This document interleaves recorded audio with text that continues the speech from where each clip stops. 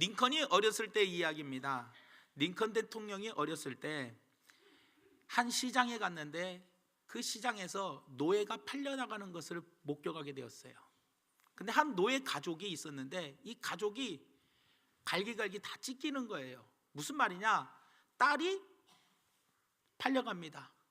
딸이 팔려가는 모습을 보면서 엄마 아빠하고 헤어지기 싫은데 딸이 울면서 헤어지기 싫다고 막 발버둥하면서 가는 거예요. 또 부부간에 남편과 아내가 또 헤어집니다.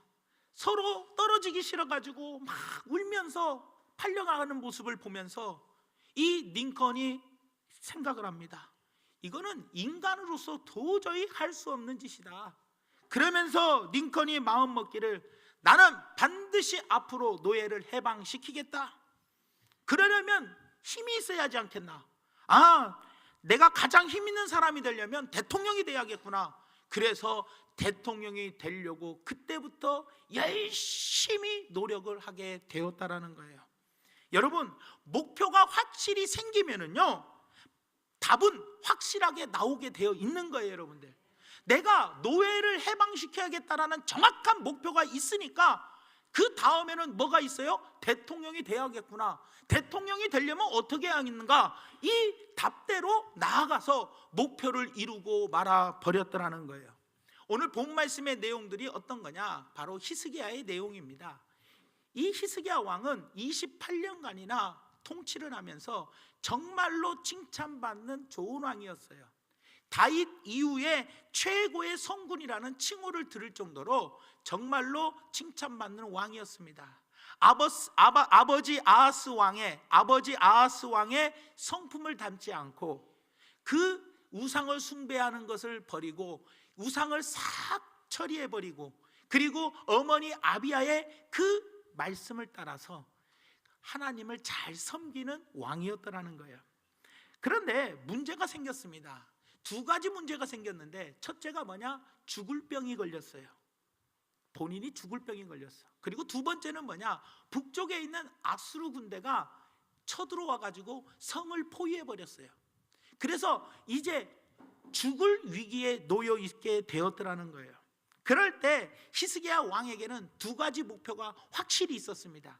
그 첫째 목표가 바로 뭐냐? 병 고침의 목표였고, 두 번째 목표가 바로 무엇이었냐? 아수르를 물리치는 그런 목표였어요. 둘 중에 하나만 응답받지 못해도 죽은 목숨입니다. 생명과 연결된 그런 목표였기 때문에 히스기야 왕은 정말로 열심히 이 목표를 이루기 위하여 기도했다라는 거예요. 여러분, 목표가 확실히 있으니까요, 방법이 보이기 시작하고 답이 보이기 시작하더라는 거예요. 어떤 목표요? 병을 고쳐야겠다라는 목표, 아수르 군대를 물리쳐야겠다라는 목표. 이 목표가 확실하니까 답이 보이기 시작하더라는 겁니다. 오늘 히스기야가 목표가 확실하니까 답을 발견하고 그 답대로 하여 두 가지 다 응답받았던 것처럼, 우리 중앙교회 성도님들도 2016년도 한 해 우리가 세운 목표가 있을 거 아닙니까? 이 목표를 확실하게 세우고 이 답을 오늘 히스기야에게서 찾아서 우리가 반드시 올 한 해에는 이 목표를 이루어 나갈 수 있는 성도님들 되시기를 예수님의 이름으로 부탁을 드립니다. 자, 그러면 첫 번째 답이 무엇이었냐? 이 목표를 이루기 위한 첫 번째 답은 바로 의지였다라는 거예요. 뭐요? 의지. 히스기야 왕에게서 제일 먼저 눈에 띄는 것이 바로 뭐냐? 의지였다라는 거예요. 다시 말하면 포기하지 않는 의지라는 겁니다. 오늘 본 말씀 1절에 보니까 이렇게 이야기합니다. 그때 히스기야가 병들어 죽게 되매라고 이야기해요. 죽을 병이 걸렸습니다. 그리고 난 다음에 그 당시에 최고의 예언자였던 선지자 이사야가 그에게 나와서 그에게 뭐라고 이야기하느냐? 그에게 이르되 여호와의 말씀이 너는 집을 정리하라, 네가 죽고 살지 못하리라 하셨나니라. 여러분, 보통 사람 같으면 죽음을 받아들일 겁니다. 왜냐? 하나님이 너는 죽는다라고 했으니 하나님이 사형 선고를 내렸어요. 하나님이 사형 선고를 내리셨기 때문에 반드시 죽을 수밖에 없었어요. 의사가 사형 선고를 내린 게 아니에요. 하나님이 내리셨어요. 하나님이 말씀하셨어요. 하나님이 말씀하시면 절대적이에요. 그런 상황 속에서도 하나님이 너는 반드시 죽는다라고 했는데 그 상황 속에서도 히스기야는 절대로 포기하지 않고 끝까지 매달렸다라는 거예요. 살고자 하는 의지가 있었다라는 거예요. 결코 포기하지 않는 의지가 바로 뭐냐? 목표를 이루는 길입니다, 여러분들. 그렇기 때문에 성경에 승리한 사람들의 모습을 보면 끝이라고 생각하는 곳에서 시작하는 사람들이 바로 성공한 사람들이에요. 성경에서 승리한 사람들은 뭐냐? 끝이 시작이다. 모든 사람들은 지금 우리는 끝났다라고 생각할 때 아니다, 끝난 시점이 바로 시작이다라고 이야기하는 사람들이 다 승리했다라는 거예요. 모세를 보십시오. 앞에는 홍해바다가 놓여 있습니다. 뒤에는 애국 군대가 쳐들어오고 있습니다. 진퇴양난입니다. 사면 초가입니다. 어디로 가야 할 수도 없습니다. 백성들은 200만 명이 넘는 사람들이 전부 다 원망불평하며 우리는 끝났다라고 이야기합니다. 이제 우리는 여기서 죽었다라고 이야기합니다.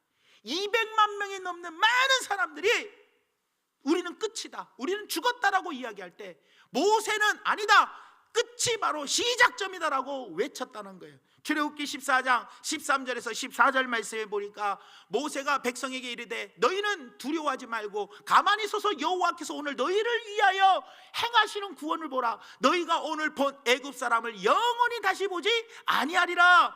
여호와께서 너희를 위하여 싸우시리니 너희는 가만히 있을지니라. 지금부터 하나님이 일하실 거다, 끝이 아니라 이제 우리가 시작하는 거다라며 하나님의 구원을 너희는 바라보라고 당당하게 외치더라는 거예요. 여러분, 하나님은요 하려고 하는 사람에게 할 수 있는 능력을 주십니다. 목표가 분명히 있는 사람에게는 의지가 문제 해결의 방법이에요, 여러분들. 그러니 내가 나에게 있는 올해의 목표를 반드시 이루기 위해서는 포기하지 않는 의지, 나에게 이 의지가, 포기하지 않는 의지가 반드시 있는지 점검을 해야 돼요. 왜? 이 의지가 바로 뭐냐? 포기하지 않는 의지가 바로 문제 해결의 출발점이기 때문이라는 거예요, 여러분들. 가나안 여인을 보십시오. 마태복음 15장 22절에서 28절에 좀 길지만 우리가 한번 읽어보겠습니다. 가나안 여자가 하나가 그 지경에서 나와서 소리질러 이르되, 소리를 먼저 질렀어요. 주 다윗의 자손이여 나를 불쌍히 여기소서, 내 딸이 흉악하게 귀신 들렸나이다 하면서 의지를 갖고 살려달라고 부르짖습니다. 그랬더니 예수는 한 말씀도 대답하지 아니하시니 무시해버렸어요. 거절당했어요. 그러면 포기하고 돌아가야 할 거 아니에요. 포기하지 않아요. 끝까지 내 딸을 고치겠다고 제자들이 와서 청하여 말하되, 이 여자가 우리 뒤에서 소리를 지르오니 그를 보내소서.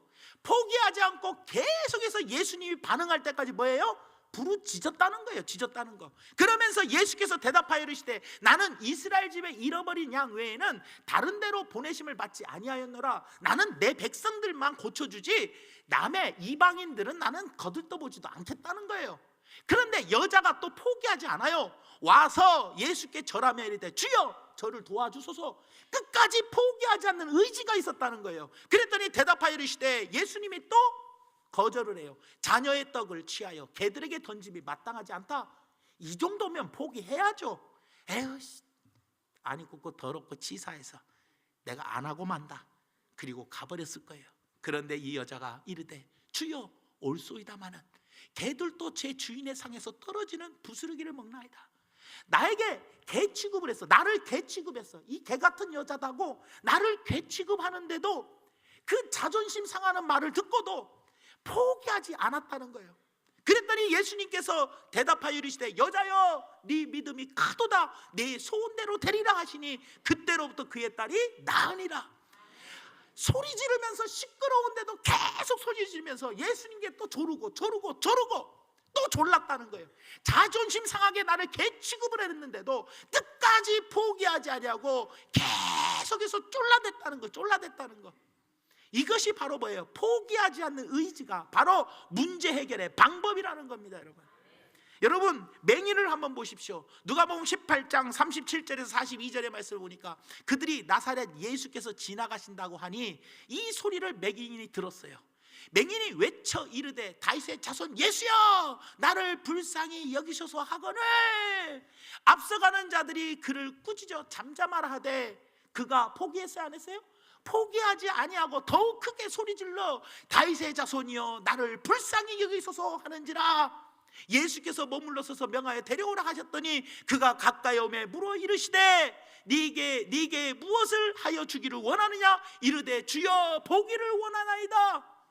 예수께서 그에게 이르시되 보라 내 믿음이 너를 구원하였도다 하시매 여러분 눈을 맹인이 뜨고 말아버렸다는 거예요. 왜요? 시끄럽다고 하며 제재하고 못하게 했는데도 끝까지 포기하지 않는 의지, 이 의지가 문제 해결의 방법이었다, 답이었다라는 거예요. 여러분들, 여러분 재판관과 과부 이야기 너무나 잘 알잖아요.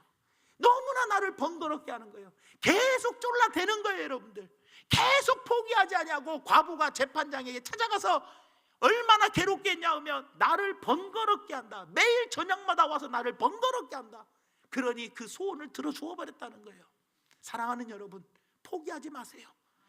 남들이 다 끝이다라고 이야기할 때 야 그건 안 돼, 안 돼.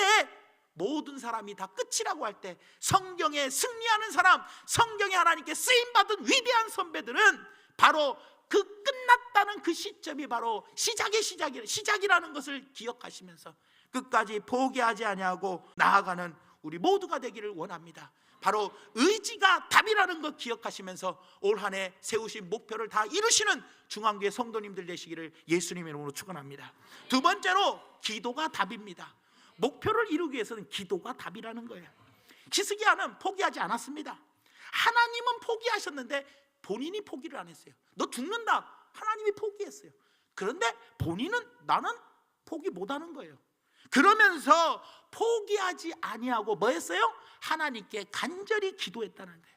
기도가 답이라는 거예요. 오늘 본 말씀 3절에서 6절 한번 읽어보겠습니다. 여호와여 구하오니 내가 진실과 전심으로 주 앞에 행하며 주께서 보시기에 선하게 행한 것을 기억하옵소서 하고 히스기야가 심히 뭐 했어요? 통곡하더라. 통곡했더니 어떻게 합니까? 이사야가 성읍 가운데까지도 이르기 전에 여호와의 말씀이 그에게 임하여 이르시되 너는 돌아가서 내 백성의 주권자 히스기야에게 이르기를 왕의 주상 다윗의 하나님 여호와의 말씀이 내가 내 기도를 들었고 내 눈물을 보았노라. 내가 너를 낫게 하리니 네가 3일 만에 여호와의 성전에 올라가겠고 내가 네 날에 15년을 더할 것이며 내가 너와 이 성을 아수르의 왕의 손에서 구원하고 내가 나를 위하고 또 내 종 다윗을 위함으로 이 성을 보호하리라 하셨더라. 사랑하는 여러분, 기도하면 됩니다. 여러분, 두 가지 기도 제목이 다 이루어졌어요. 생명을 15년간 연장받았어요. 그리고 아수르 손에서 하나님이 너를 구원해 주겠다라고 약속해 주셨다는 거예요. 기도하면 됩니다. 기도가 답입니다. 어떤 일이 있어도 포기하지 않는 의지를 가지고 기도하는 것이 답이라는 거예요. 포기하지 않는 의지를 가지고 끝까지 응답받을 때까지 뭐 해야 돼요? 기도해야 돼요. 열왕기상 18장 42절에서 45절에 보니까 아합이 먹고 마시러 올라가니라 엘리야가 갈멜산 꼭대기로 올라가서 땅에 꿇어 엎드려 그의 얼굴을 무릎 사이에 놓고 뭐 했어요? 기도했어요. 얼굴을 무릎 사이에 놓고 기도하면서 그의 사환에게 이르되 올라가 바다 쪽을 바라보라. 그가 올라가 바라보고 말하되 아무것도 없나이다. 이르되 7번까지 다시 가라. 7번째 이르러서는 그가 말하되 바다에서 사람의 손만한 작은 구름이 일어나나이다. 그러면서 비가 오게 되었다라는 거예요. 여러분들, 사랑하는 여러분, 이 말씀이 뭡니까? 엘리야는요 포기할 줄 몰랐어요. 끝까지 응답받을 때까지 한 번 가서 봐라, 없는데요. 두 번째 가라, 세 번째 가라, 네 번째 가라, 다섯 번째 가라, 여섯 번째 가라, 7번째 가라. 그제서야 손바닥만한 아주 작은 구름이 일어나는 거예요. 여러분, 엘리야가 포기합니까? 응답받을 때까지 포기하지 아니하고 하나님께 간절히 머리를 무릎 사이로 집어넣고 하나님께 기도했다는 거예요. 여러분들, 여러분 누가복음 11장 5절에서 우리 10절에 기가 막힌 말씀이 있어요. 또 이르시되 너희 중에 누가 벗이 있는데 밤중에 그에게 가서 말하기를 벗이여 떡 3덩어리를 내게 구워달라. 내 벗이 여행 중에 왔으나 내가 먹을 것이 없노라 하면 그가 안에서 대답하여 이르되 나를 괴롭게 하지 말라. 문이 이미 닫혔고 아이들이 나와 함께 침실에 누웠으니 일어나 네게 줄 떡이 없다. 그랬더니 뭐라고 합니까? 내가 너희에게 말하노니 비록 벗됨으로 친구됨으로 인하여서는 일어나서 그 떡을 주지 아니할지라도 그가 간청함을 인하여 일어나 그 요구대로 떡을 준다 안 준다? 뭐 때문에? 간청하는 기도 때문에. 간청하면 어쩔 수 없이 줘야 한다는 거예요. 친구지만, 친구는 안 줄 수 있지만, 친구라도 안 줄 수는 있지만 간청하기 때문에, 그 간청함 때문에 준다는 거예요. 그러면서 그 유명한 구절의 말씀이 뭐냐? 내가 또 너희에게 이르노니 구하라 그러면 너희에게 주실 것이요, 찾으라 그러면 찾아낼 것이요, 문을 두드리라 그러면 너희에게 열릴 것이니 구하는 이마다 받을 것이요, 찾는 이는 찾아낼 것이요, 두드리는 이에게는 열릴 것이니라. 여러분, 포기하지 아니하고 끝까지 기도하고 나가면 반드시 응답을 받게 되어 있다라는 거예요. 남미가요, 북미보다 지하 자원이 풍부합니다. 땅도 옥토입니다. 남미는 북미보다 모든 조건이 좋습니다. 이가수 폭포가 있죠. 그리고 여러분들 그 아마존강이 있죠. 물이 풍부하고요, 지하 자원이 너무 많기 때문에요, 북미보다 잘 살 수 있는 조건들이 너무나 많은 게 남미예요. 그런데 남미는 북미보다 잘 살질 않아요. 북미에 있는 미국이 세계 최강입니다. 얼마나 잘 삽니까? 세계 최고의 선진국입니다. 그런데 남미라는 나라는요, 전부 다 후진국이에요. 브라질 국민들의 여러분들 80%가요 80%가 문맹자입니다. 문맹자.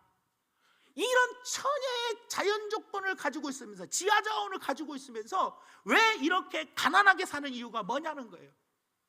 미국의 로저 밥슨 기자가 남미에 있는 아르헨티나를 갔어요. 아르헨티나에 가가지고 아르헨티나 국민들에게 가장 존경을 받는 정치가에게 찾아갔어요.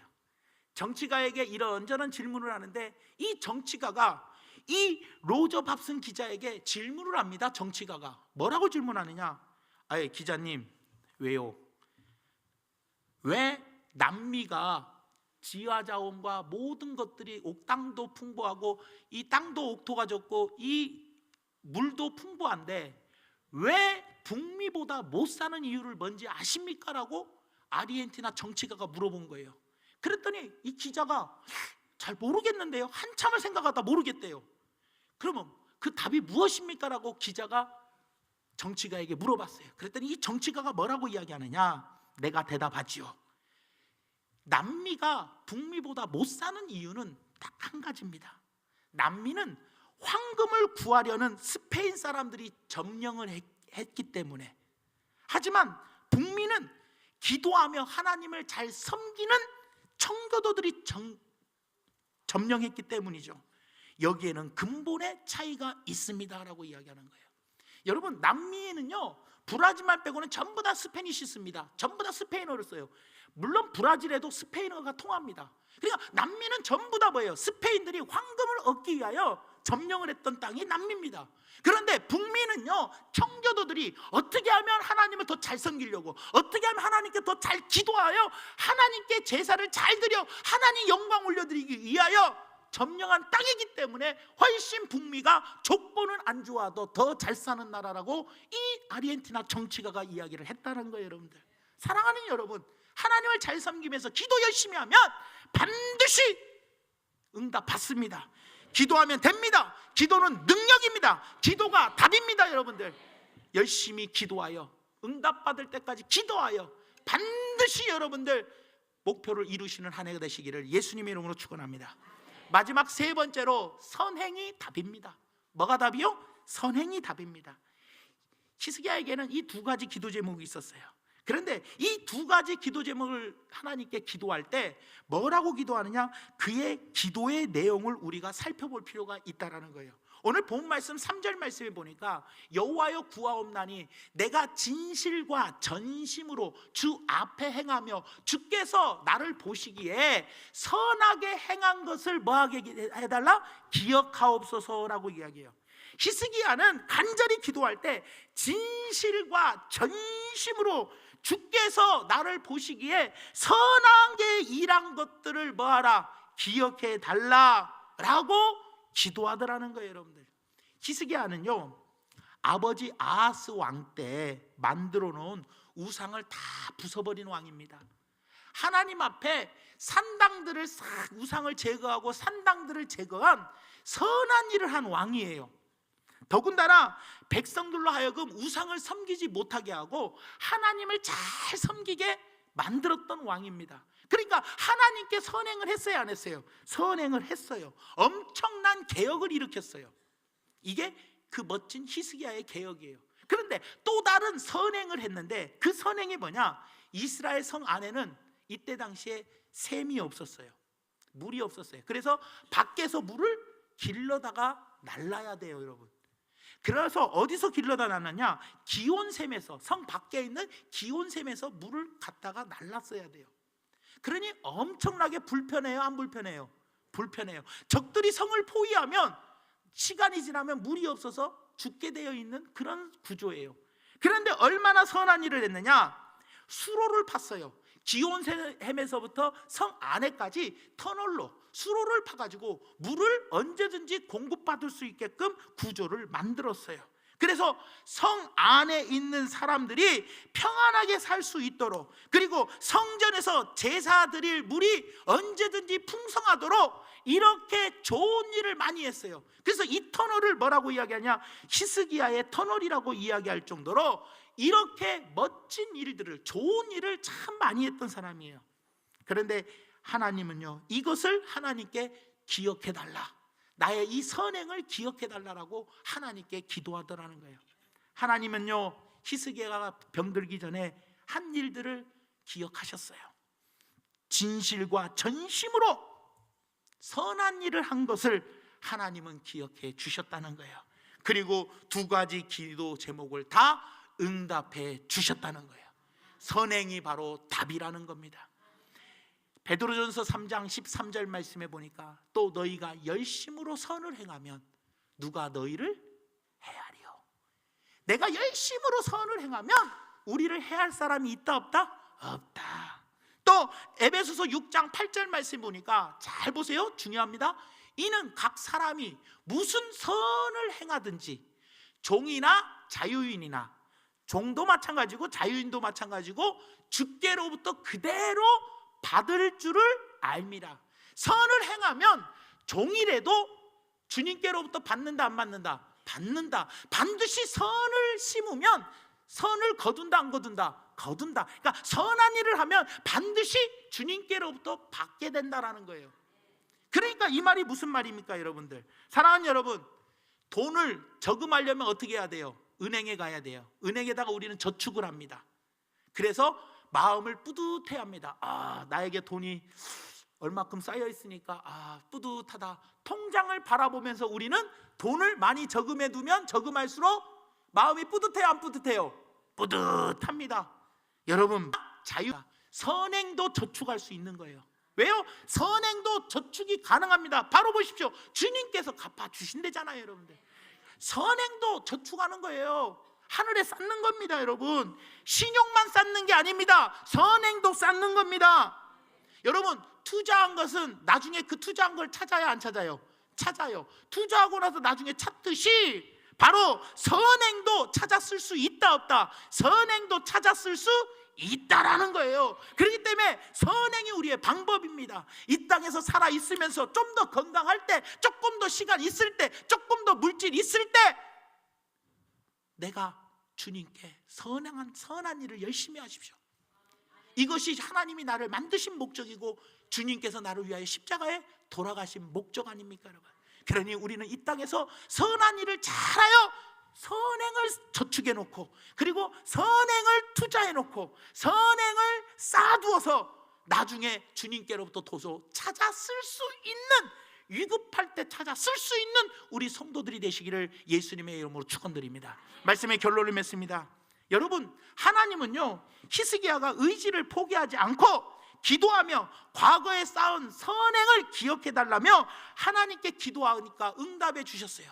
그러면서 하나님께서 무슨 약속을 해주시느냐, 오늘 본 말씀의 11절 말씀에 보니까 이렇게 이야기합니다. 선지자 이사야가 여호와께 간구하며 아하스의 해시계 위에 나아갔던 해 그림자를 10도 뒤로 물러가게 하셨더라. 하나님의 약속의 증표로, 내가 네 기도 응답해 주겠다라는 약속의 증표로 해를 뒤로 물러가게 했다는 거예요. 10도가 물러갔다는 말은 지금으로 시간이 40분 뒤로 갔대요. 시간이 40분이 뒤로 갔다는 거예요. 사랑하는 여러분, 해가 뒤로 가는 기적을 하나님이 보여주셨습니다. 시간이 거꾸로 흐르는 역사가 일어나게 되었다는 거예요. 여러분, 목표가 확실하게 있으니까 답이 보이더라는 겁니다. 무엇이 답이었습니까? 의지가 답이었습니다. 기도가 답이었습니다. 선행이 답이었습니다.